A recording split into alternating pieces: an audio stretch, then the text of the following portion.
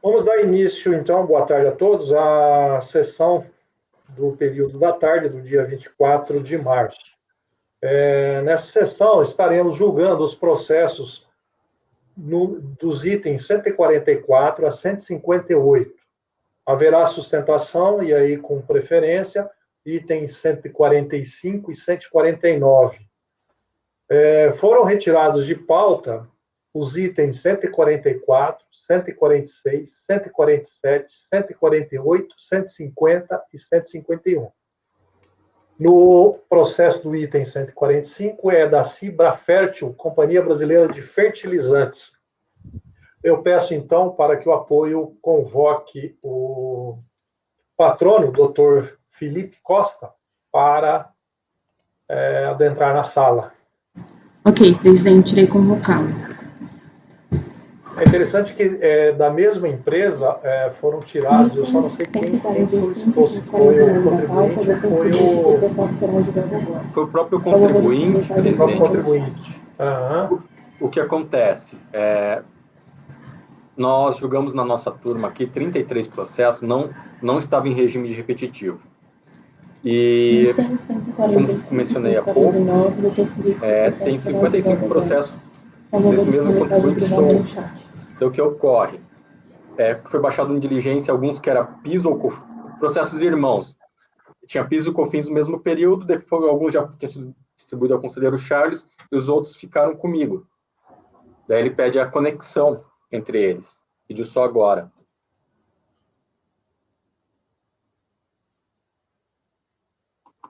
Ok.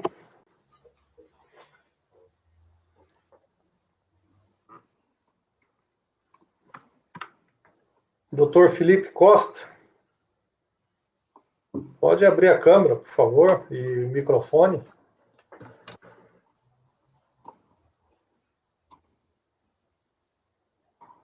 Boa tarde. Boa tarde, doutor. Boa tarde. Bom. Nós vamos dar início já dei início à sessão desta tarde, dia 24, e vamos iniciar com o julgamento do item 145, para o qual foi pedido sustentação oral. É o processo da Fibra Fértil, final dele 2011-17. São vários processos da Fibra Fértil, e estou vendo que algum deles foi retirado de pauta. Está permanecendo 145, 149. O relator, conselheiro Laércio, ele fará um breve resumo do relatório e depois eu lhe daria a palavra para a sua sustentação.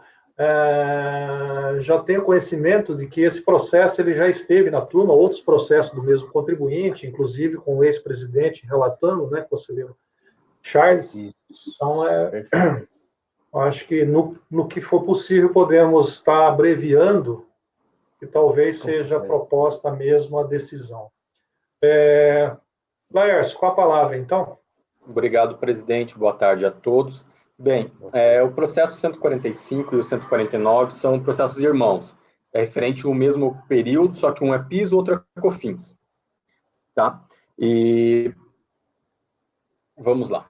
Bem, trata de pedido de compensação efetuado pela contribuinte, referente ao primeiro trimestre de 2006, no qual vem pedindo pelo regime não cumulativo. Após farta análise, foi analisado, deferiu parcialmente o pedido da contribuinte sendo homologado. Daí, diante disso, ela pede reforma, sua manifestação de conformidade, que confito no seu pleito, que ela ingressou com mandado de segurança primeiro, para que fossem julgados os processos, só para acelerar o julgamento. Entrou em pauta da DRF Camaçari 55 processos envolvendo a empresa. Vem falando sobre o saco, uma bag 81 por 60, 16 por 32, que nos creditou da apuração do IPI naquele imposto. Também tinha um centro de custo cadastrado no departamento para a produção de fertilizante, a qual tinham direito ao crédito sobre os pagamentos, que também foram glosadas informações do DACOM com outras operações com direito ao crédito, tomando por base a segregação contábil por centros de custo. Quanto à alocação de máquinas e equipamentos, que ela assistiria à razão, pois o auditor afirma que os referidos créditos decorrem de despesas com prestação de serviço portuário para o desembaraço,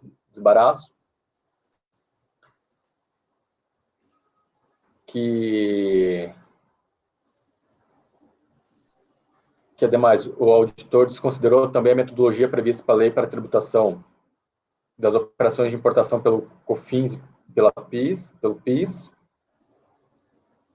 que o parágrafo 1º do artigo 15 da 10.865 permite a apropriação de crédito PIS/COFINS incorridos em embaraço aduaneiro. Em relação aos créditos bens ativos imobilizados, disponibiliza a tabela contendo todas as contas contábeis nas quais são lançados os bens e serviços serem imobilizados, mas devido ao problema de organização interna, em detrimento do exíguo prazo disponibilizado para se proceder ao cruzamento dos registros contábeis e notas aos determinados centros de custo, no intuito de comprovar a idoneidade dos créditos sobre os bens do ativo imobilizado, apenas conseguiu vincular parte dos valores pleiteados.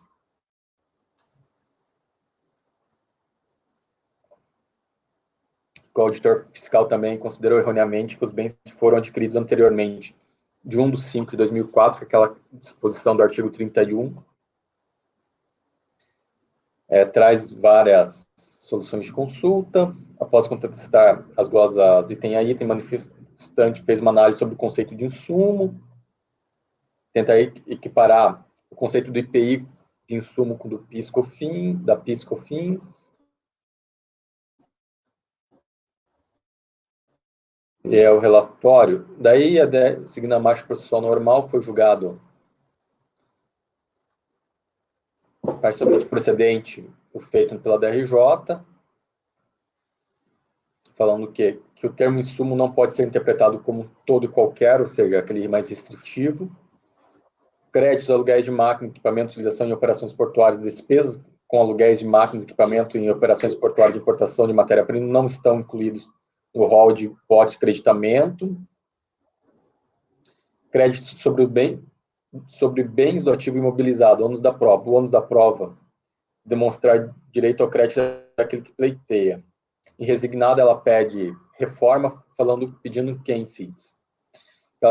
Que ela usou um insumo para barrilha leve, que a glosa decorreu de fatos de tais produtos não fazerem parte do processo produtivo, não se enquadrando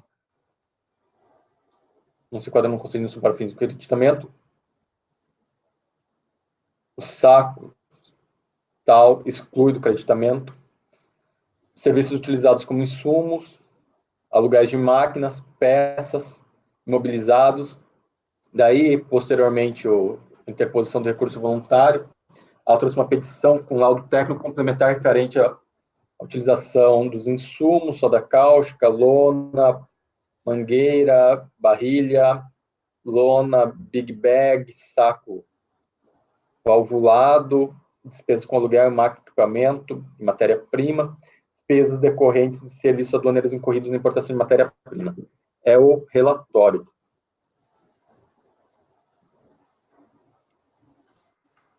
Doutor, sua manifestação, então.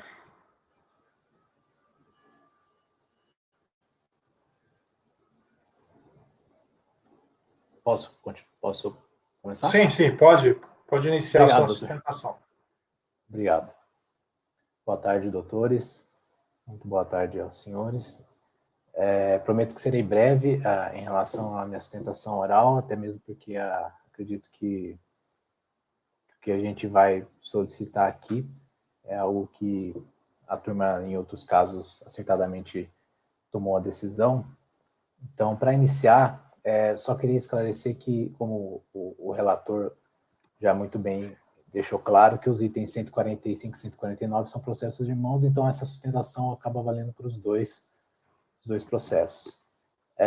Basicamente, os itens que são questionados, as despesas que são questionadas, referem-se a bens e serviços utilizados como insumos, aluguéis de máquinas e equipamentos locados de pessoas jurídicas, despesas aduaneiras, incorridas na importação de matéria-prima e bens do ativo imobilizado.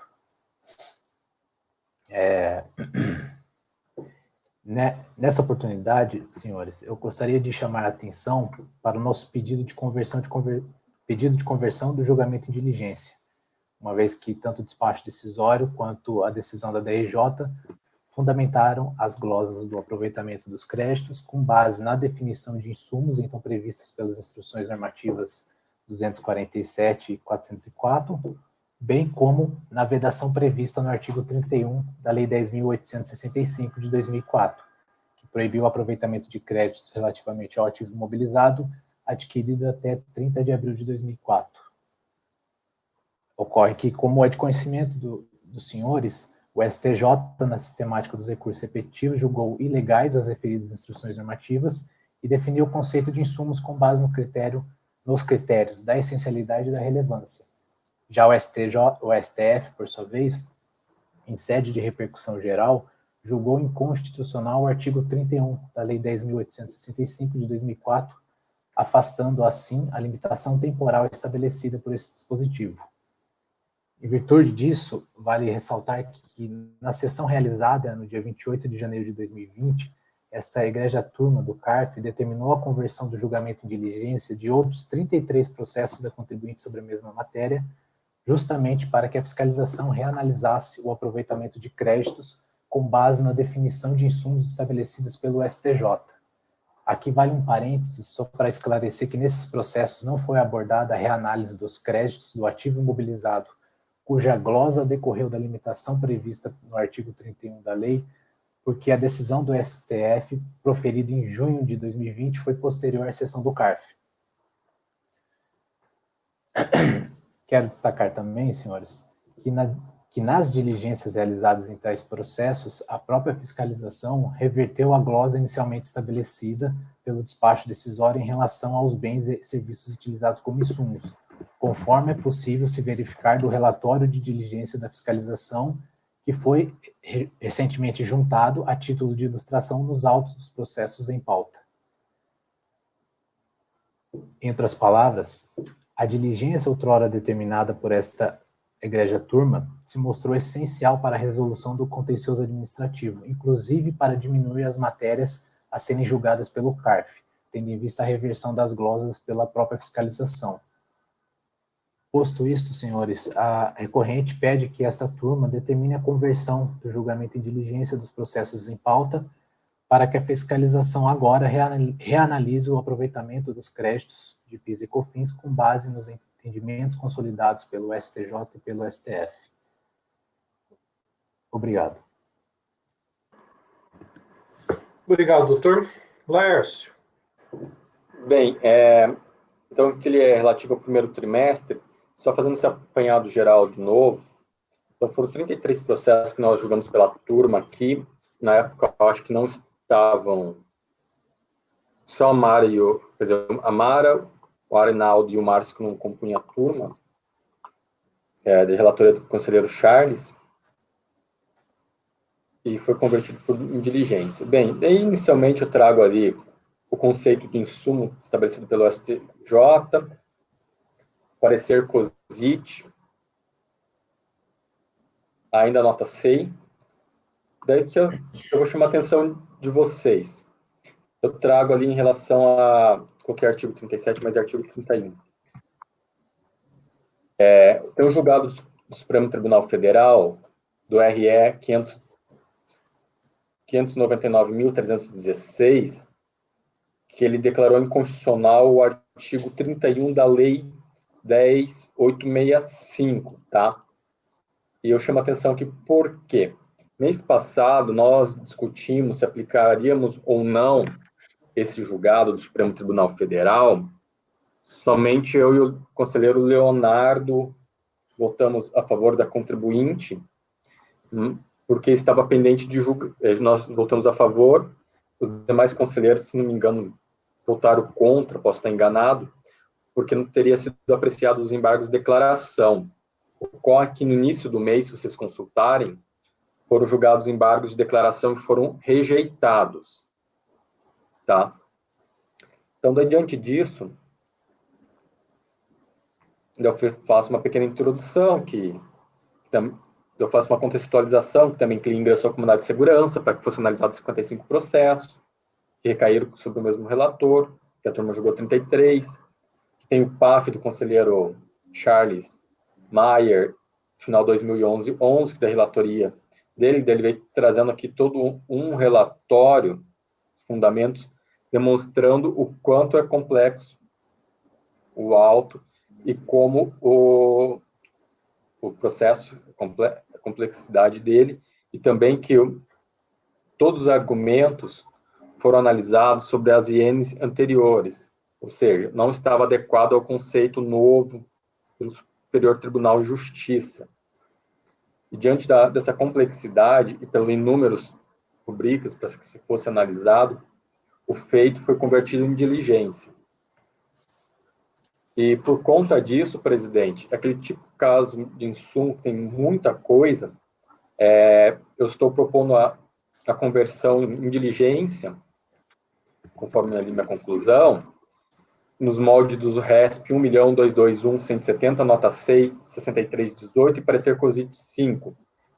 Da letra B, que talvez pode ser um problema, eu também pedi para observar o RE 599.316, que é esse que declarou inconstitucional o artigo 31. Daí, se necessário for também a unidade de origem podendo intimar o contribuinte para que apresente informações necessárias, não é novas informações, né? Aquelas para esclarecer, depois que elas se manifestem em 30 dias. É o meu voto. Mas também eu trago aqui um alerta para os senhores, que a contribuinte juntou no dia 22, foi recepcionado pelo CARF 22 desse mês, um período noturno, daí no dia 23 nós tivemos aquele problema com o processo, não consegui acessar e não consegui juntar ainda nos autos, mas vocês conseguem ter acesso. O relatório fiscal de um dos processos, que são 63, 66 páginas, e reconhece em boa parte o direito da contribuinte até. Então, diante de tudo isso, presidente, eu proponho a conversão em diligência.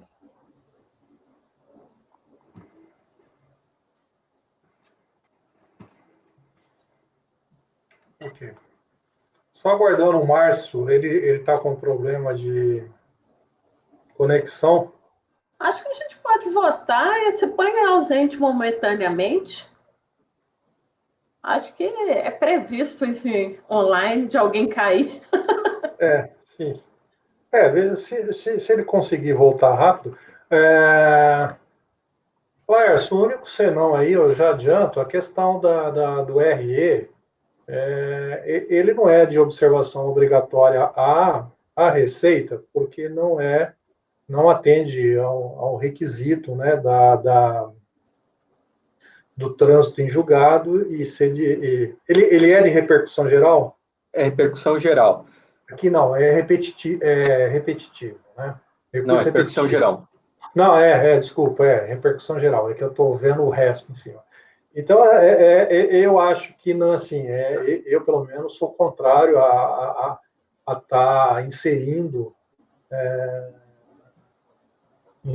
essa situação para que a autoridade observe no cumprimento, né? Porque ele não isso aqui não o vincula, ao contrário do RESP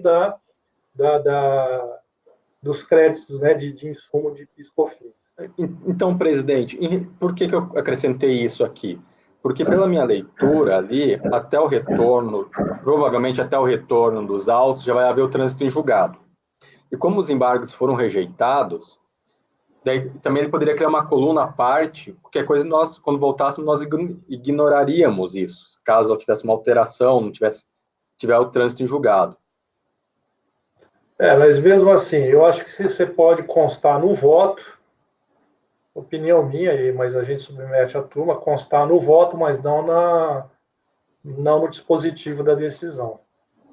Porque constando, falando para observar, com essa menção, já está impondo, já está obrigatório, né? Já está informando a autoridade da obrigatoriedade dele estar respeitando esse RE. Poderia mas colocar, uma sugestão também seria falar assim, no relatório fiscal, discriminar os bens do ativo imobilizado que gerariam crédito, alguma coisa assim. Separadamente. Hã? Separadamente. Separadamente, fazer uma com as coluna, datas né? de aquisição. Com as datas de aquisição. Eu acato a sugestão da conselheira Mara. Tá, depois você me passa, se prevalecer no voto, na resolução, depois aí você me passa só com esse texto aí. Então, Elcio. Inclusive, até participei com o Laércio da audiência, né, Laércio? Isso, isso. A gente já tinha até discutido sobre isso aí, eu acompanho. Ok. Acompanha, mas em relação a essa Com essa alteração que foi sugerida. alteração. Tá, ok. Isso. Pedro. Acompanho. Mara. Presidente, Sim. desculpa, é só porque a internet aqui caiu. Qual foi? Eu só não ouvi a alteração que foi sugerida. É que eu constei lá que teve o julgamento em repercussão geral do RE 599-316, que declarou inconstitucional o artigo 31, né, em relação ao ativo imobilizado. Daí eu fiz esse alerta porque os embargos de declaração foram rejeitados no início do mês pelo Supremo Tribunal, mas não transitou em julgado. Daí a conselheira Mara deu presente e falou que, como não transitou em julgado, não era para constar no dispositivo, porque não é de obrigação, é produção obrigatória. Daí eu sugeri para ele, e a Mara aperfeiçoou, que para constar que o relatório fosse feito de modo separado em relação ao RE número tal, porque quando voltar pode haver o trânsito em julgado, ou a gente ignora, ou se não houver, quer dizer, ou ignora ou aplica daí, ficaria mais fácil para a nossa leitura. Obrigado, conselheiro. Votação, Pedro já acompanhou. Mara? Com o relator. Leonardo? Acompanho o relator. Arnaldo? Acompanho. Márcio? Acompanho também, presidente. Eu também estou acompanhando, então a resolução é por unanimidade de votos, convertendo o julgamento em diligência, conforme o texto que também será apropriado pelo relator. Então, esse é o item 145, e a mesma decisão se aplica ao 149, ambos da Cibrafértil. Então é isso. Doutor Felipe, agradeço sua participação. Obrigado, doutor Paulo. Boa Obrigado tarde. aos demais jogadores. Boa tarde, boa sessão para os senhores que ficam. Obrigado. Até mais.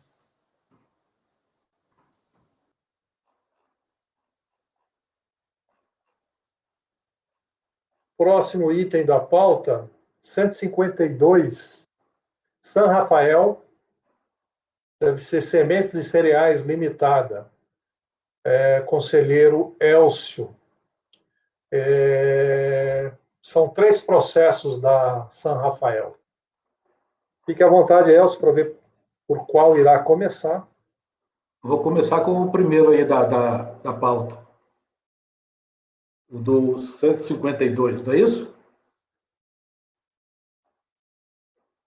O que trata-se de recurso voluntário. Isso. Que a decisão do DRJ, que julgou improcedente a manifestação relativa ao despacho decisório, que se deferiu apenas parcialmente o ressarcimento de créditos do PIS exportação não cumulativo do primeiro trimestre de 2003. De acordo com o despacho decisório, a empresa devidamente intimada informou que, relativamente à receita de exportação, ela decorrera tão somente da venda de milho e soja em grãos, enquanto que, no que tange às receitas do mercado interno, revenda de mercadorias e outras receitas, elas advieram da venda de produtos e insumos agropecuários diversos, farelo, farinha de trigo, ferramentas, aveia, feijão, milho, soja, trigo em grãos, etc. A fiscalização não reconheceu o direito de ressarcimento de crédito à contribuição em relação aos seguintes itens: custos de aquisição de produtos destinados à revenda que não eram comuns às receitas do mercado interno e da exportação, devoluções de vendas vinculadas ao mercado interno e crédito presumido da agroindústria. Por outro lado, reconheceu-se a homologação tácita da compensação em relação a um débito declarado pelo sujeito passivo. Na manifestação de conformidade, o contribuinte requereu o reconhecimento integral do ressarcimento com a homologação da compensação, atualizado com Selic, aduzindo o seguinte: na apuração dos créditos, optaram pelo rateio proporcional, uma vez que não dispunha de sistema de contabilidade de custos integrado e coordenado com a escrituração. Opção essa que devia ser observada durante todo o ano calendário, inexistindo qualquer norma jurídica que restringisse, a par do tipo de receita, a vinculação dos créditos à apuração direta. A lei autorizava o ressarcimento de crédito presumido da agroindústria vinculado a operações de exportação, não podendo o fisco restringi-lo ao seu alvedrio, ao registro na escrita para fins de desconto de eventual saldo devedor, correção monetária com base na taxa Selic. A DRJ julgou improcedente a manifestação de conformidade e, segundo o julgador de primeira instância, no período de apuração destes autos, a legislação autorizava o ressarcimento do crédito presumido da agroindústria, razão pela qual decidiu-se por reverter a decisão de origem denegatória do seu ressarcimento no montante de 510,24. Porém, por ser tal crédito insuficiente à homologação total das declarações de compensação, conclui-se pela inexistência de saldo de crédito a ser ressarcido. Cientificada a decisão de primeira instância, em 19 de 6 de 2017, interpôs recurso em 17 de 7 e requereu o seu provimento, alegando erro de cálculo no rateio do crédito, pelo fato de a fiscalização ter considerado o percentual dos créditos em relação ao mercado interno e à exportação e não a proporção das receitas auferidas, e direito à correção monetária do crédito. É o relatório. Hoje eu voto. E, não obstante ter se contraposto de forma ampla à apuração da repartição de origem na manifestação de conformidade, nesta segunda instância, o recorrente restringe sua defesa a apenas duas matérias, a saber, erro de cálculo no rateio do crédito, pelo fato de o julgador ter considerado o percentual dos créditos em relação ao mercado interno e à exportação e não a proporção das receitas auferidas, e direito à correção monetária do direito creditório. Eu enfrento primeiramente a correção monetária. No que tange a correção monetária e ressarcimento da contribuição no cumulativo, deve-se destacar de pronto que se trata de matéria simulada neste CAF, a súmula CAF 125. No ressarcimento da COFINS e do PIS não cumulativos, não incide correção monetária ou juros, nos termos do artigo 13 e 15, 6 da Lei 10.833. Logo, por se tratar de regra vigente de observância obrigatória por parte dos conselheiros, nos termos do artigo 72 do anexo 2 do Regimento Interno do CAF, mantém-se o indeferimento do pedido de correção monetária. Registre-se que o STJ, no julgamento do RESP 1767945, submetido à sistemática dos recursos repetitivos, transitado em julgado em 2 de 7 de 2020, também de observância obrigatória por parte dos conselheiros do CAF, decidiu que a correção monetária de ressarcimento de crédito presumido das contribuições PIS/COFINS somente se aplica uma vez escoado o prazo de 360 dias para análise do pedido, nas hipóteses de ocorrência de oposição ilegítima por parte da administração tributária. Situação essa em que não se encaixa os presentes autos, pois nesta segunda instância, além do pedido de correção monetária, o recorrente restringiu a controvérsia ao alegado erro de identificação do percentual de rateio dos créditos em relação às receitas de exportação e aquelas auferidas no mercado interno, tendo constado expressamente o recurso voluntário a seguinte afirmativa do contribuinte. Aspas. Desta forma, o objeto deste recurso não se refere ao mérito, mas sim ao erro de cálculo devido à utilização de um percentual equivocado. Crédito presumido da agroindústria. Apuração. No que tange ao direito ao crédito presumido da agroindústria, a fiscalização reconheceu o direito, mas apenas para fins de dedução da contribuição devida em cada período de apuração, não abrangendo, por conseguinte, o direito a ressarcimento, conforme se verifica no seguinte trecho do despacho decisório. Admitindo-se interessado como produtora das mercadorias a que se refere a disposição legal acima transcrita e, por conseguinte, habilitada a apurar o crédito presumido, é preciso observar que seu aproveitamento está limitado à dedução do PIS/PASEP devido em cada período de apuração, vinculado à receita do mercado interno, não sendo, portanto, crédito passivo de ressarcimento em dinheiro. Considerando o excesso supra, tem-se que no despacho decisório não houve glosa do crédito presumido da agroindústria, mas apenas realocação dos valores apurados pelo recorrente, de ressarcimento para desconto com saldo devedor da contribuição no mercado interno. Por outro lado, verifica-se na tabela elaborada pela fiscalização do despacho decisório, na folha 233, que a aplicação do índice de rateio dos créditos no mercado interno versus exportação se restringiu aos créditos escriturais, apurados com base na alíquota de 7,5%. Encontrando-se identificado no item 18 da mesma tabela, que o crédito presumido apurado pelo recorrente não compôs o valor total do ressarcimento, justamente por ter sido redirecionado integralmente à apuração da contribuição no mercado interno. Tendo a delegacia de julgamento revertido a decisão denegatória da repartição de origem quanto ao direito de ressarcimento do crédito presumido da agroindústria, ela considerou tal crédito a partir da aplicação sobre ele dos percentuais constantes da tabela do despacho decisório relativos aos índices de proporcionalidade dos créditos devidos no mercado interno e na exportação, mantendo, por conseguinte, o entendimento externado pela fiscalização a respeito dessa matéria. Verbs. Deixa eu ver aqui se... É só o que está em negrito aí, número 15. De acordo com as disposições legais acima transcritas, deve ser objeto de rateio proporcional apenas aqueles custos, despesas e encargos que sejam comuns, e não todos, aos diferentes tipos de receita, no caso, do mercado interno e de exportação, aplicando-se a esses custos, despesas e encargos a relação percentual existente entre a receita bruta de exportação e a receita bruta total oferida em cada mês. Conforme se pode constatar dos trechos do despacho decisório acima transcritos, no entendimento da fiscalização, somente os créditos relativos a custos, despesas e encargos comuns às operações de exportação e do mercado interno podiam ser considerados no cômputo do ressarcimento, independentemente da proporção dos totais das receitas correspondentes, decorrendo daí os índices apurados no despacho decisório referendados pelo julgador de piso. A construção interpretativa adotada pela fiscalização acerca dessa questão foi objeto de ampla contestação pelo recorrente na manifestação de conformidade. Contestação essa não reafirmada no recurso voluntário, conforme acima apontado, pois nessa instância o recorrente passa a alegar mero equívoco da DRJ no cálculo da proporcionalidade do crédito presumido, mercado interno versus exportação, não se dando conta que a autoridade julgadora se alinharam ao entendimento da fiscalização, conforme se pode verificar no seguinte trecho do voto condutor do acórdão recorrido. Só o que está em negrito. O método do rateio proporcional aplica-se aos custos, despesas e encargos comuns à relação percentual existente da receita bruta sujeita à incidência cumulativa e a receita bruta total oferidas em cada mês.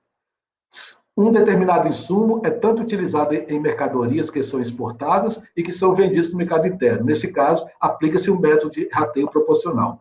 O rateio proporcional será utilizado apenas em relação aos bens comuns. Considerando a transcrição acima, conclui-se que a DRJ não cometeu um mero equívoco na aplicação dos índices de apuração do crédito presumido, tendo ela se alinhado expressamente ao entendimento da fiscalização acerca do tema. Entendimento esse não mais contestado pelo recorrente na segunda instância, tratando-se, portanto, de matéria definitivamente decidida nesse processo, em razão da ausência de contestação expressa. Tal constatação encontra esteio no inciso 3º do artigo 232 do CPC, aplicável subsidiariamente ao PAF. Incumbe ao relator não conhecendo o recurso que não tenha sido impugnado especificamente os fundamentos da decisão recorrida. Logo, em razão da ausência de contestação do fundamento adotado pela DRJ acerca da delimitação do quantum do crédito presumido da agroindústria que restou autorizado, tem-se por definitiva tal matéria na esfera administrativa. Conclusão essa em consonância com o excerto doutrinário a seguir reproduzido. Diante do exposto, voto por negar provimento ao recurso.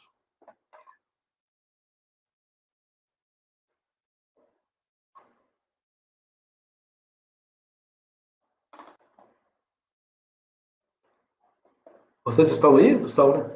Sim, sim. Silêncio total.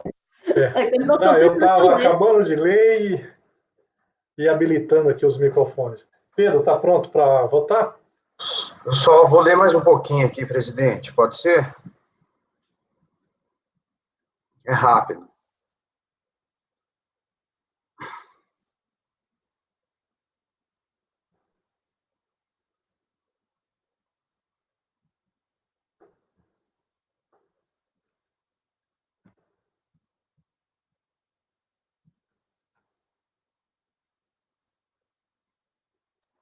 Já tinha muito tempo que eu tinha feito esse processo, vou te falar a verdade, não lembrava dele.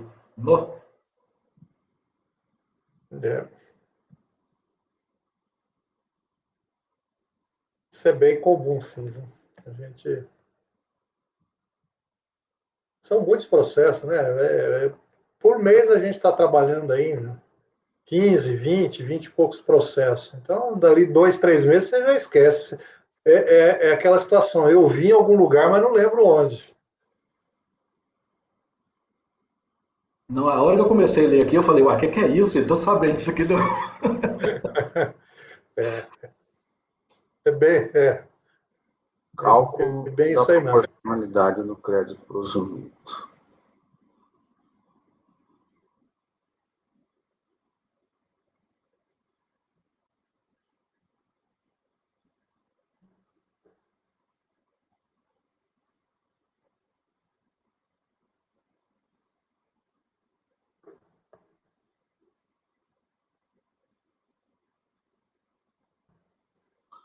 Ah, entendi, Elcio. Mas por mais que ele não tenha contestado, Elcio, o cálculo da proporcionalidade do crédito presumido entre o mercado interno e externo, que a DRJ fez, você concorda com o raciocínio que ela apresentou do cálculo? O raciocínio eu não concordo, não. Mas ele não contestou mais. Ele fala que Então, houve apenas um pequeno equívoco na conta aritmética, não no fundamento. Eu vou até abrir o recurso aqui de novo. porque eu não sei, eu fico um pouco desconfortável de, de aceitar o cálculo da DRJ se ele tiver errado, entendeu?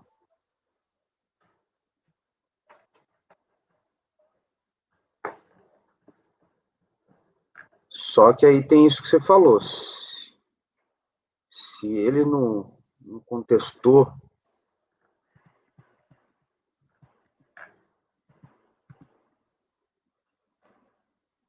Aqui, o que ele fala aqui no recurso voluntário? Porém, conforme será demonstrado a seguir, ocorreu um erro de fato no cálculo de rateio do crédito. O cálculo causou prejuízo ao impugnante, por isso precisa ser corrigido. Aí vamos ver lá o que ele fala que é o erro. Bom,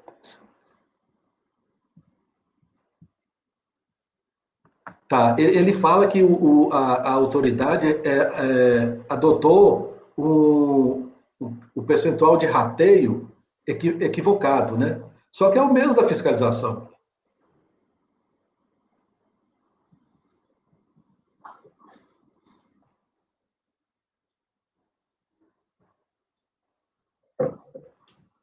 será que a gente não dá para entender que ele está contestando o cálculo? Não, peraí, Pedro, eu estou olhando aqui uma coisa aqui, só um minuto. Tá.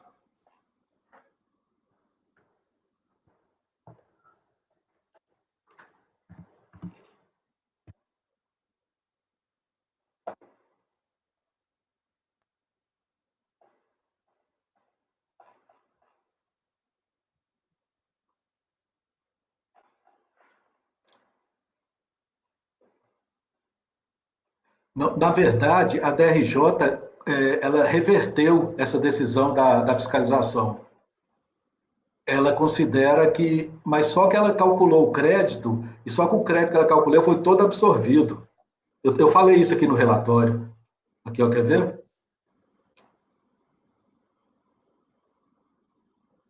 Segundo o julgador de primeira instância, no período de apuração desses autos, a legislação autorizava o ressarcimento de crédito presumido da agroindústria, razão pela qual decidiu por reverter a decisão de origem negatória do seu ressarcimento. Porém, não, mas isso aqui é dos créditos presumidos.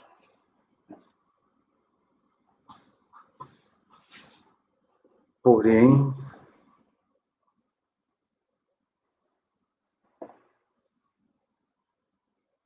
Não é o crédito presumido que ele está questionando. Ele não questiona mais o crédito presumido. Ele questiona o rateio, né? o rateio, né? É.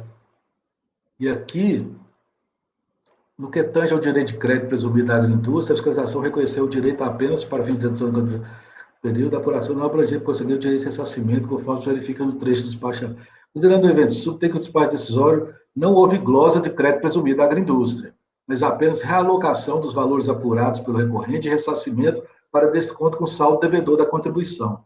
Por outro lado, verifica na tabela elaborada pela fiscalização do despacho decisório que a aplicação do índice de rateio dos créditos no mercado interno da exportação se restringiu aos créditos escriturais, apurados com base na alíquota de 7,5%. Enquanto identificado no item 18 da mesma tabela, que o crédito presumido apurado pelo recorrente não compôs o valor total do ressarcimento, justamente por ter sido redirecionado integralmente à apuração da contribuição no mercado interno.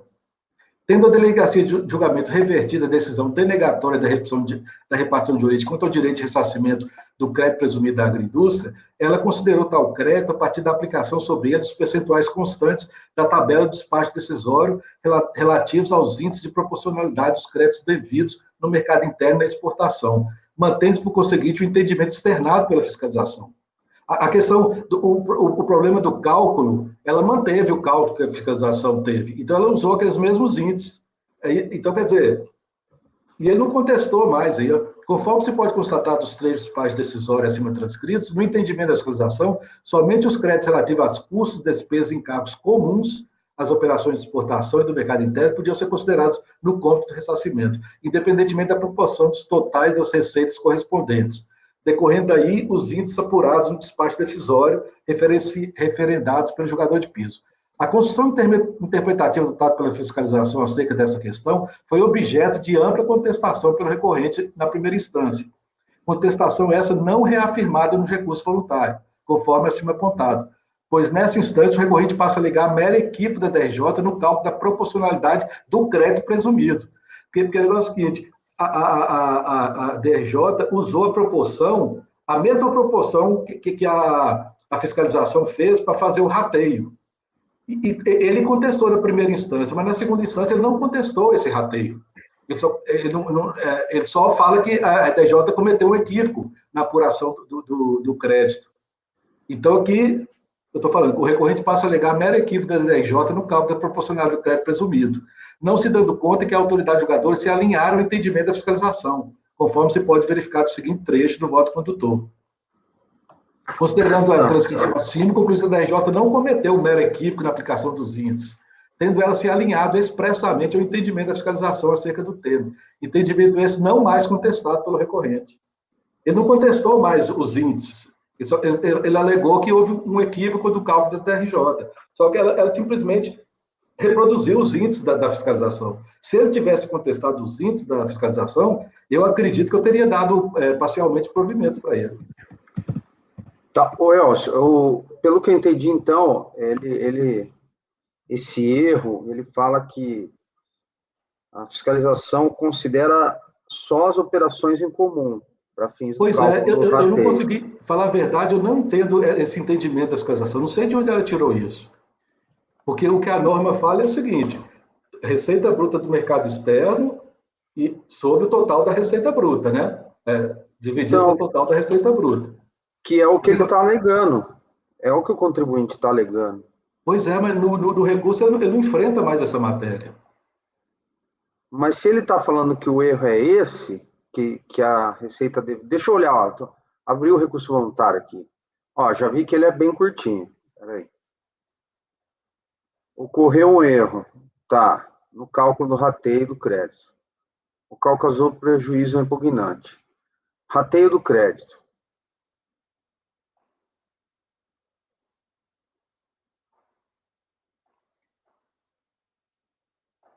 O problema está no percentual utilizado pela autoridade julgadora para fazer o rateio do crédito presumido. Vejamos. Ele reproduz. Esse percentual foi retirado do despacho decisório. Porém, não se trata do índice de rateio das receitas auferidas, mas sim o percentual dos créditos vinculados ao mercado interno e exportação, reconhecidos naquele despacho. Ah, eu acho que eu entendi.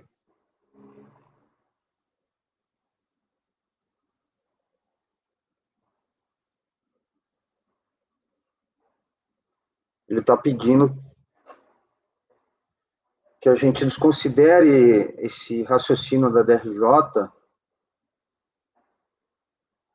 e permita que o rateio seja calculado com base nas receitas auferidas no período, né? Isso. É isso que ele está pedindo. E aí ele mostra as receitas aqui, ó. Das receitas. Quais resultam então. Ah, entendi. É que a DRJ, em vez de se basear na receita, ela se baseou no índice da fiscalização, que ele contestou na primeira instância, mas não contestou na segunda.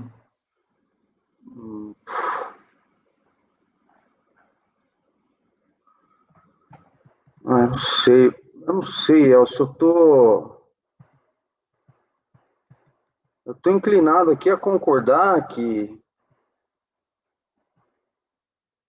se o contribuinte está falando que o cálculo deveria ser feito com base na receita, que tem que ser feito, estou concordando aí com essa alegação. Não sei se vale a pena baixar isso, será? Ou você não vê necessidade? Porque pelo recurso voluntário aqui, é só pegar esse quadro do própria fiscalização, ó, que ele junta aqui, das receitas. Porque tem receita de prestação de serviço e outras receitas, a mais, né? Além da receita de exportação e a receita de revenda de mercadorias. Ou seja, a DRJ deixou de considerar outras receitas.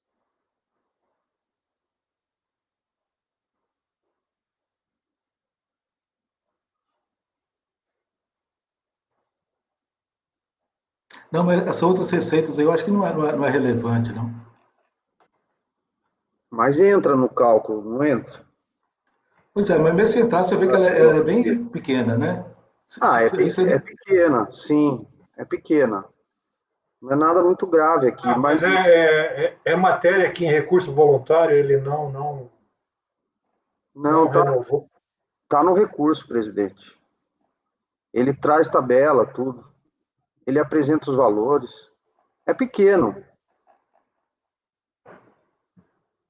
É que é o seguinte, o que o Elcio disse, e que eu concordo, é o seguinte. Ele não está contestando o lançamento como um todo. Ele está apontando um erro no cálculo. Só isso. Ele só recorre disso. Mas esse erro, para mim, faz sentido aqui. Parece que houve esse erro mesmo. Tá, mas ele é específico em dizer qual é o erro e qual seria o correto? Sim, presidente. Está no recurso? Está no recurso. Estou com ele aberto aqui.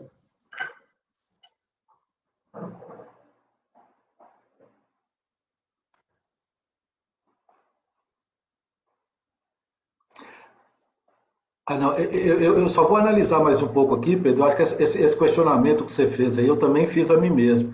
E eu consegui afastar ele. Só um minutinho. Como eu falei, agora que eu lembrei disso, eu vi essa tabela dele aqui, eu tinha encaminhado no mesmo sentido seu aí. Só um minuto. Tá bom. Isso é comum, né? A gente vai lembrando na hora aqui, né? É que batendo o olho no recurso voluntário aqui, ele está bem claro aqui que a DRJ errou.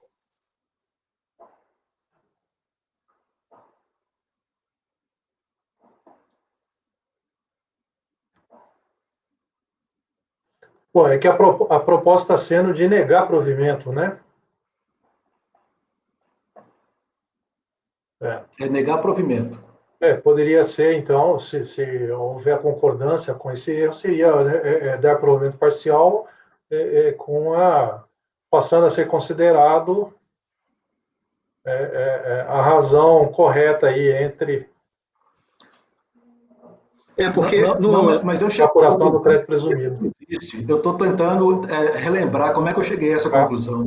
Na verdade, ele não existe. Pelo que consta aqui, ele diz que não se trata no equívoco, não se trata do índice de rateio, mas sim o percentual dos créditos vinculado ao mercado interno. Isso. Onde você está falando, Márcio? É no recurso.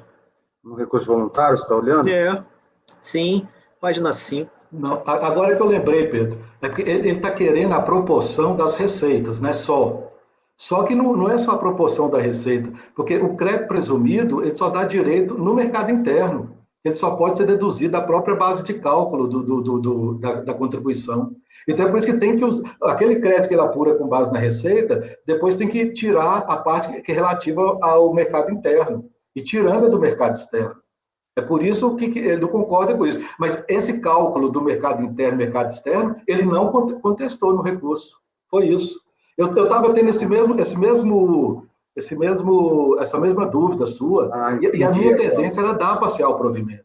Depois que eu fui analisar, inclusive essa tabela que ele reproduz, essa maior que ele reproduz, aí você vê que tem a coluna mercado interno e mercado externo. Você tem que restringir ao mercado interno. Você tem que restringir ao mercado interno.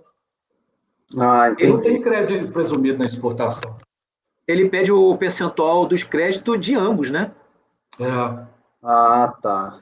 Entendi. Mas eu estava caminhando, agora que eu lembrei, eu estava caminhando para esse mesmo sentido aí que você está defendendo. Depois que eu já tinha até dado parcial provimento, e depois daquela hora que você está no banho, que fica pensando, aí baixa, cai a ficha, que eu vi, fui ver, não, ele tinha razão. Ah. Certo. Mas então, Ok. Então acho que dá até para dar uma reforçada nisso, né? Eu podia ter feito isso. Tá certo o raciocínio da DRJ. Eu vou reforçar, pode deixar. Dá para incluir um parágrafo aí, dá para. Uma linha aí já era.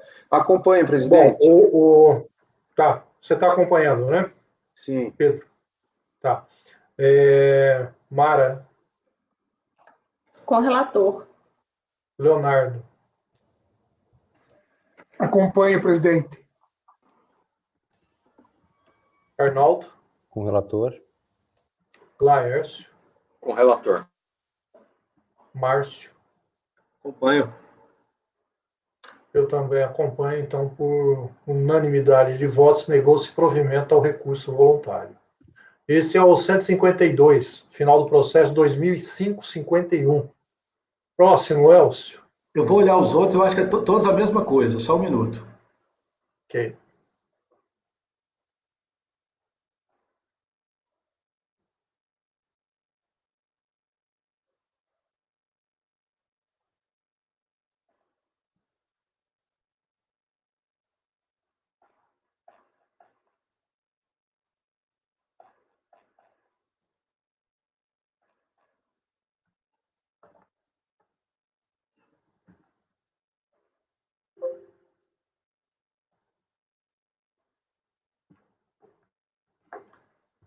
A mesmíssima coisa, inclusive o relatório é o mesmo. O relatório não, o voto. Tá. Do 5-3. O 5-4. 5-4 também.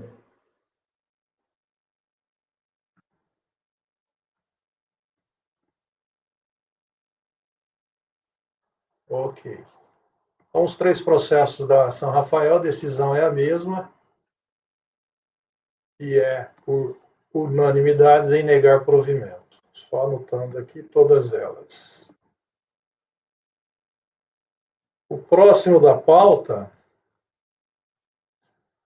do conselheiro Pedro, Consórcio Nacional Volkswagen, item 155, processo 2012-39. O 155 é piso, 156 é COFINS. Aí o Pedro vai dizer se são iguais. São iguais. Ok. Vamos fazer o primeiro item da pauta aí.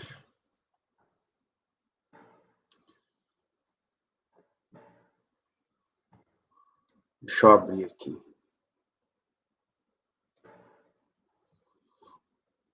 O primeiro item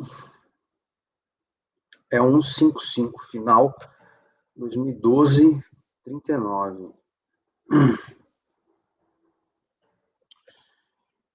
Eu vou abrir o meu resumo nesse caso aqui também.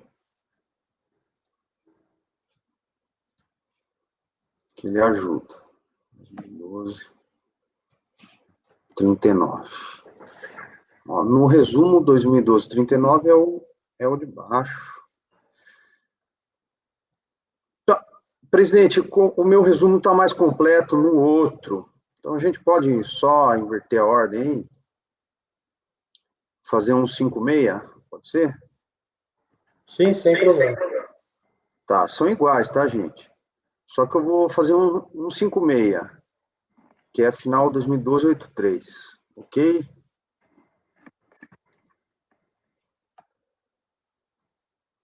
Então, vocês podem abrir a minuta 2012, 83.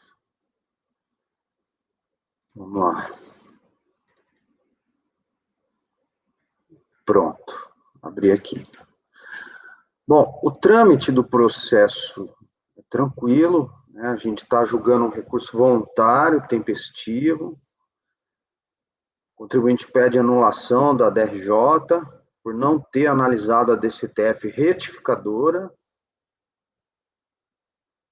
e continua alegando que possui crédito, né?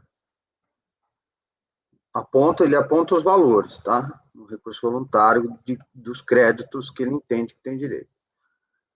Mas, voltando lá atrás, então, o despacho decisório é eletrônico, indeferiu o pedido, PERDECOMP, tá? Na manifestação de conformidade, o contribuinte explica que o crédito vem de COFINS não cumulativa, ele fala que revisou e que encontrou crédito e recolheu a mais, recolheu errado, né? Mas não explicou por quê. Tem 2 folhas a peça de manifestação. A DRJ-MG julgou improcedente. E aí eu recortei um trecho que diz assim: entretanto, a contribuinte limitou-se a apresentar de CTF retificadora somente depois que foi proferido o despacho decisório, e a informar que o pagamento ocorreu.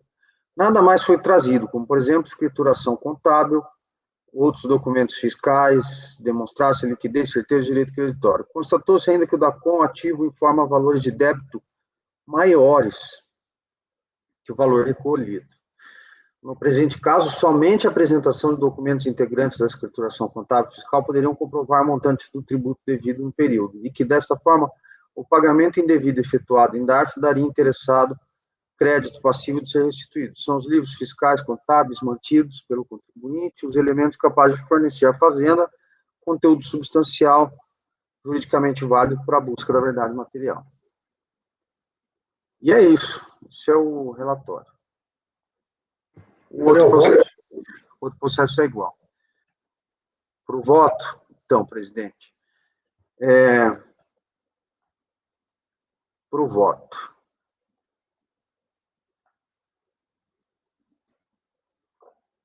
Eu inicio o voto falando aqui o ônus da prova do contribuinte, nos casos de crédito, trago os fundamentos legais, e já parto para o caso em concreto, né? Nesse caso em concreto, a mera alegação de que pagou mais tributo do que devia não é suficiente para demonstrar e comprovar a certeza e liquidez dos créditos solicitados. Não há nenhum detalhamento sobre a origem exata dos créditos e sobre a sua quantidade e qualidade, né? A diferença entre o que foi recolhido a maior e o que era realmente devido deve ser apresentada de forma substancial e inequívoca pelo contribuinte ao solicitar o reconhecimento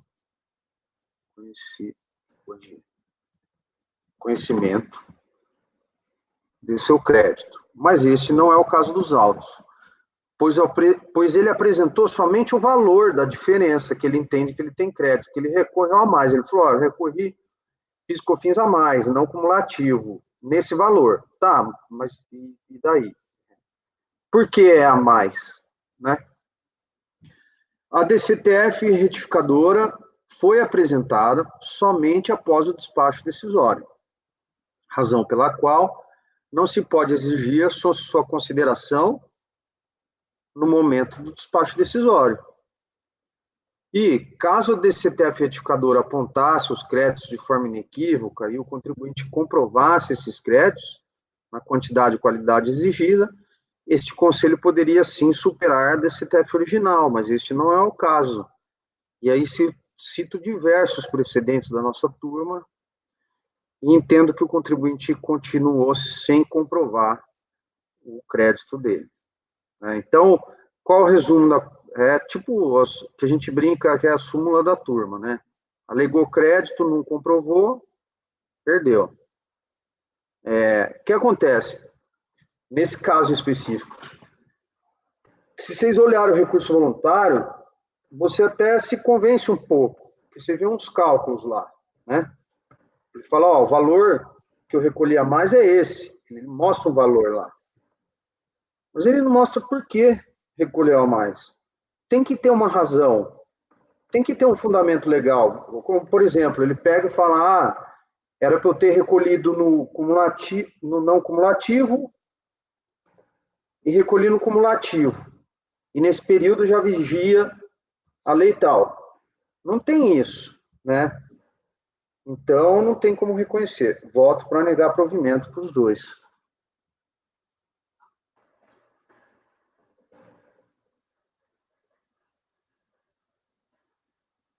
Ok.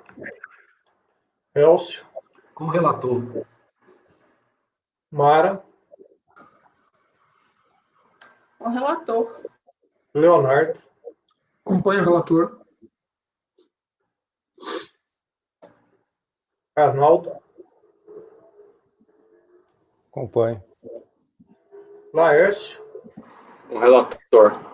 Márcio.